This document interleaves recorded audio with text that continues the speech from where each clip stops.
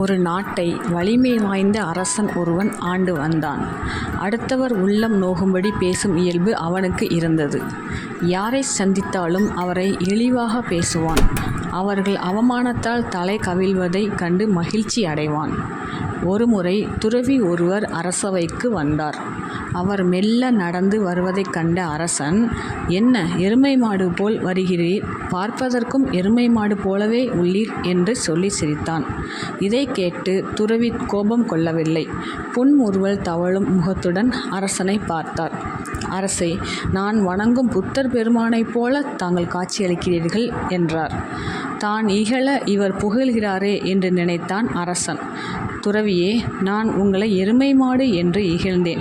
நீரோ என்னை புத்தர் பெருமான் என்று புகழ்ந்தீர். ஏன்?" என்று கேட்டான்.